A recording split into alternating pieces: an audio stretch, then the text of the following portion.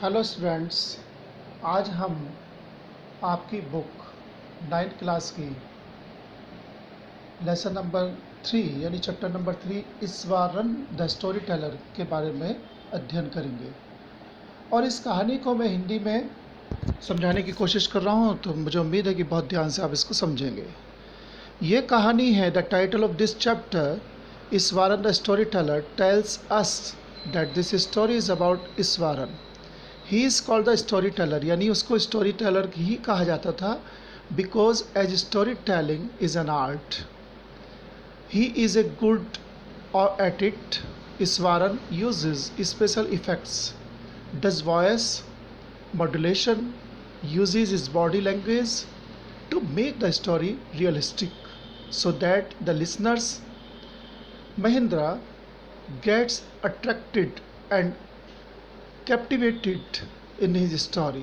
The writer wants to highlight this quality of Iswaran, that he was so good at telling stories that they appeared to be real. His stories were a source of entertainment for Mahendra. इस कहानी के बारे में यदि हिंदी में बात करें तो महेंद्र एक कंपनी में कनिष्ठ सुपरवाइजर था। कंपनी सुपरवाइजरों को बिल्डिंग स्थल, फैक्ट्री, पुल, बांध आदि किराए पर कार्य करने के लिए देती थी। महेंद्र की नौकरी कार्यस्थल के क्रियाकलापों पर नज़र रखने की थी। उसे एक जगह से दूसरी जगह पर जाना होता था। वह कुंवारा था, यानी शादी नहीं हुई थी अभी इसकी। वह अपने आप को सारे हालातों में ढाल लेता था। महेंद्र का ईश्वरन नाम का एक रसोइया था। ईश्वरन एक रसोइये का नाम था। ईश्वरन के अंदर आश्चर्यचकित करने वाली योग्यता थी। वह सब्जी और पकाने की वस्तु को न जाने कहाँ से उपलब्ध कर लेता था। वह एक या अधिक घंटे में जादुई रूप से ताज़ा सब्जियों के साथ स्वादिष्ट व्यंजन प्रस्तुत कर देता था। महेंद्र कुछ खाने के साथ सुबह सुबह ही काम पर चला जाता था।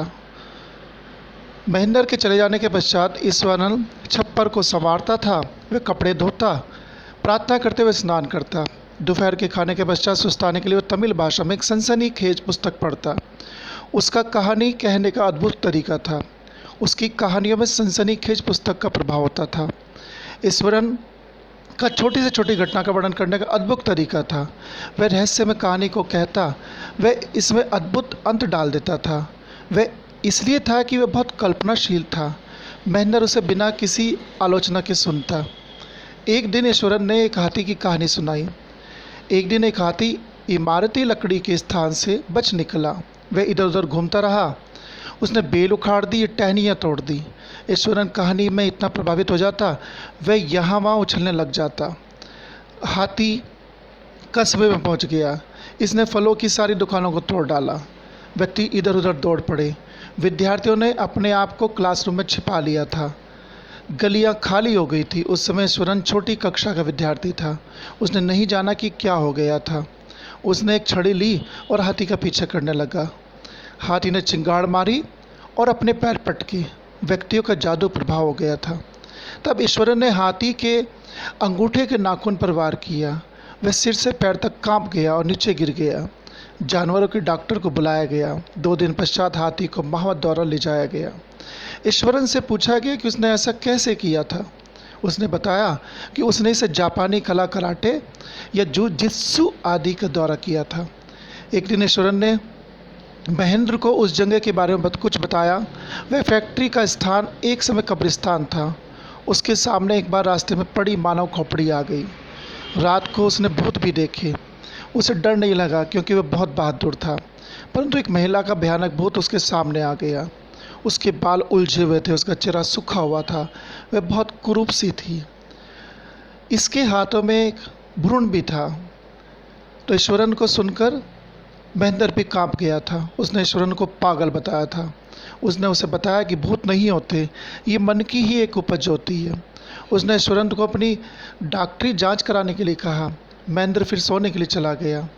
उस समय महेंद्र को हर रात बेचैनी होती थी। हर एक रात ये वह देखने के लिए कोई गति तो नहीं है। अंधेरे में घूर कर देखता। पूर्ण चांदनी रात को वह हमेशा आकाश की प्रशंसा करना पसंद करता था, परंतु ईश्वरन की कहानी के पश्चात वह खिड़की के बाहर देखने से बचता था। एक रात महेंद्र को उसकी नींद में कर्राहट ने जगा दिया। यह उसकी खिड़की के समीप ही थी।